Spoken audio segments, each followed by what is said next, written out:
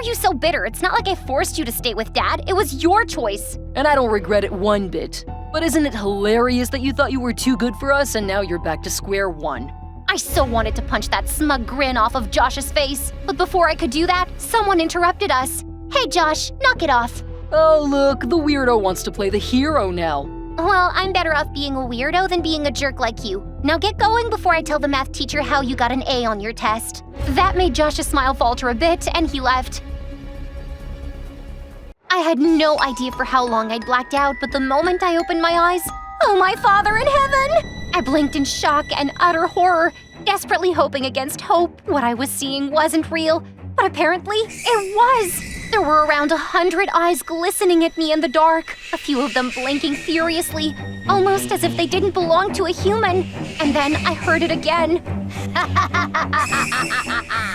Matilda, congratulations. You're about to become one of them. Hey folks, my name's Matilda, and this is my weird, creepy story that might make you want to sleep with your mom tonight. Don't believe me? Well, just hang in there for a few more minutes. Okay, so ever since I can remember, Dad, me, and my twin brother Josh competed for literally everything.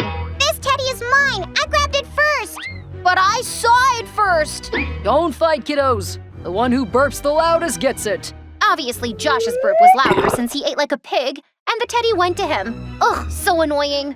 On our way back home, Josh and I fought over the window seat, and again, Dad had a weird solution. Let's see who can stick their head out the window and spit the farthest.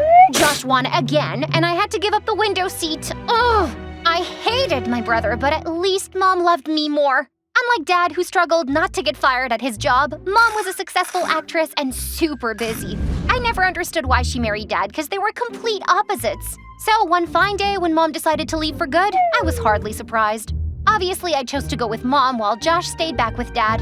For the next few years, I lived my best life. Designer clothes, luxury handbags, exotic vacations, I had them all. On my 10th birthday, Mom got me this customized life-size doll that looked exactly like me. Whoa, Mom! This is the coolest birthday gift ever! So basically, life was great, but soon Mom's face started showing signs of aging, which made her super paranoid. She ended up blowing tons of money on plastic surgeries and ended up looking like a constipated duck. Mom, did the wasp sting your lips? No, hon, these are fillers. Don't they make me look exotic? Moronic is more like it. As if that wasn't enough, Mom started dating the biggest buttheads on the planet who took full advantage of her vulnerability and drove her broke. Sweetie, I can't afford a private school right now. How about you go back to your old school? What? But, Mom, Josh is gonna be there too. You know how much he hates me? Oh, come on, you're both grown up now. I'm sure you'll get along nicely. Spoiler alert, that did not happen at all. The moment I stepped into my old school again, my eyes met Josh's that were totally mocking me. Oh my, that fall from grace must have hurt bad, huh? Stop it, Josh. Stop what? Didn't you walk around like you owned the town just a couple months ago? And now back to this dump wearing, what's that, last season's clothes? My dress may be last season's, but it's still better than whatever you're wearing. And why are you so bitter? It's not like I forced you to stay with Dad. It was your choice. And I don't regret it one bit. But isn't it hilarious that you thought you were too good for us and now you're back to square one? I so wanted to punch that smug grin off of Josh's face. But before I could do that, someone interrupted us. Hey Josh, knock it off. Oh look, the weirdo wants to play the hero now. Well, I'm better off being a weirdo than being a jerk like you. Now get going before I tell the math teacher how you got an A on your test. That made Josh's smile falter a bit, and he left. Hey, thanks for that. I'm Matilda. I know, I've seen you on TV with your mom. You're really pretty. Susan held my hand for a long time and gave me the sweetest smile. Since that day, she and I were inseparable. Susan was funny, smart, and her mom baked the coolest cupcakes. This is so good! If I keep eating like this, I'm gonna burst. Nonsense. You still need to put on a little weight to look like her. Like who? My doll! She has the greenest eyes, just like yours. You should totally see her. It was funny how excitedly Susan was talking about her doll. That girl was such a mixed bag of emotions. One moment she could be gushing about her doll collection, and the next she'd stump you with a quantum physics fact that would blow your mind.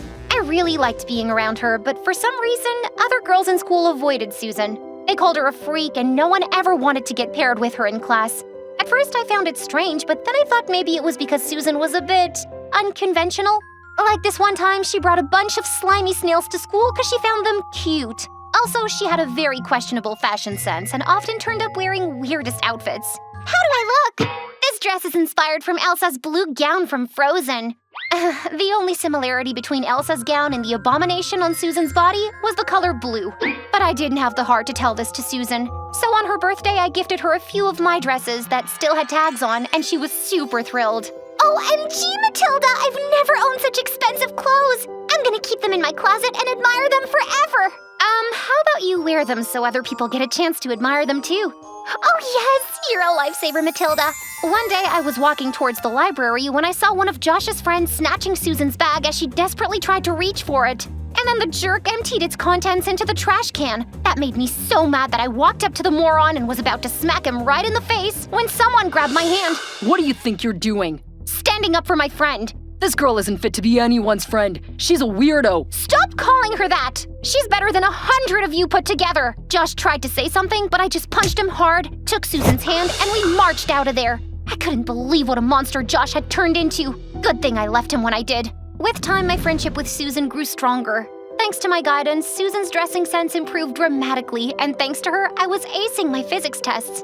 But then one day, something totally crazy happened. I told Susan I had a crush on our school's quarterback, and the next thing I knew, she somehow sneaked into his house and took photos of him sleeping with a teddy bear. Susan then posted the photos on the internet, and that pretty much ended the poor boy's dating career. Geez, Susan, why the heck did you do that? Oh, you don't know him. He's not the right one for you, Matilda.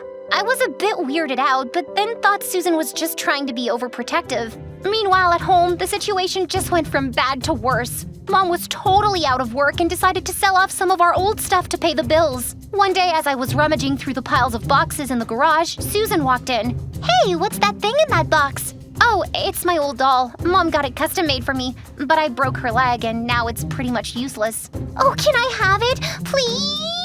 I don't know.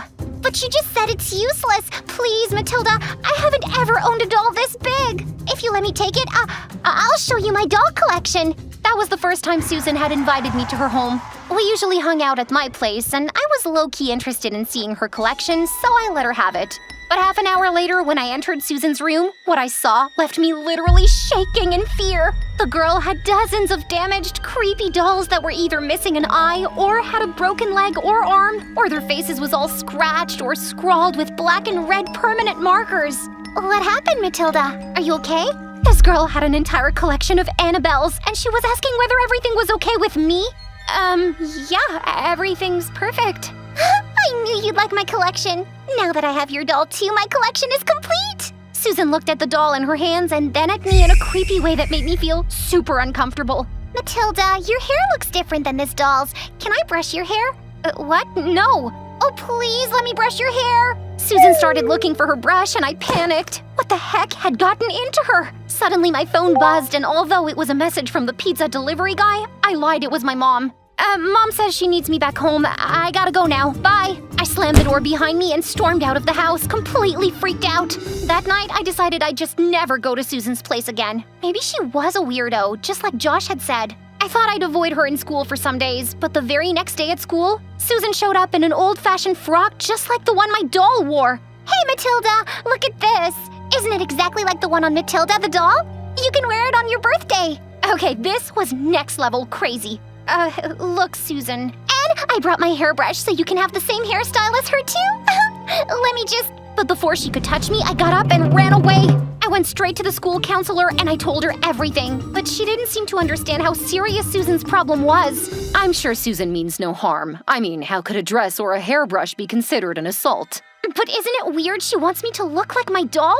Now you're just overreacting, Matilda. The school counselor was no use, so I tried talking to Susan's mom to tell her how weird her daughter was acting, but she was even worse. My Susan wouldn't hurt a bug. Do you know why she collects those snails on her way to school? 'Cause she finds them cute? No! So they don't get trampled down by other students. My Susan is the kindest soul there ever was. Susan's mom slammed the door in my face, and I actually started thinking if I was overreacting. By the next day, the unthinkable happened.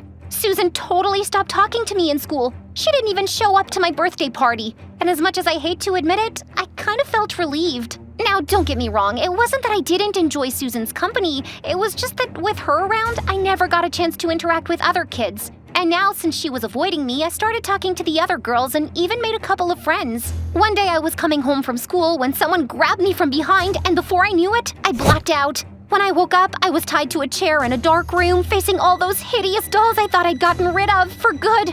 What's going on? Let me go! I'm afraid I can't do that, bestie. Now be a doll and wear this. Susan stepped into the light looking like a maniac, holding a tattered green frock in her hands. She inched closer to me, a mad look in her eyes. Don't you touch me, you weirdo! But Susan could do whatever she wanted. I couldn't move an inch. Suddenly, she started running her hands through my hair. What are you doing? Well, we have to dye that awfully boring hair of yours into black. What? But my doll has brown hair. Yeah, but mine doesn't. Susan pointed to a hideous doll wearing a torn green dress. It had green eyes like mine and black hair, and had a tear tattoo on her right cheek. Very soon you look just like her. Those words sent a shiver down my spine. I had to get myself out of here. I had to think. Quick! Susan, I love this doll, and I am more than happy to wear this dress, but you have to set me free first. Do you think I'm an idiot? If I open those ropes, you'll run away. I won't, I promise. Look, if you're not convinced, why don't you dye my hair first? After you're done, you can free me so I can wear the dress. That seemed to convince Susan, and she started dyeing my hair. It took every ounce of my acting skills to convince her I was thoroughly enjoying the process. Once she was done, she opened the rope so I could wear that awful dress. As soon as I was free, I pushed her hard and ran out of that creepy house as fast as I could. Just as I turned the corner, I bumped into someone and fell. Hey, are you okay? Josh! Oh, Josh, I'm so happy to see you! I hugged Josh and then passed out in his arms. When I woke up a couple of hours later, I was in my old home, with Josh's concerned face hovering over me. Matilda, are you okay? Yes, I think so. I told Josh everything about Susan's blood-curdling doll collection and what she was about to do to me. Whoa, I warned you that girl was a freak. What am I gonna do now? I'm really scared, Josh. Josh thought for a while and then spoke up.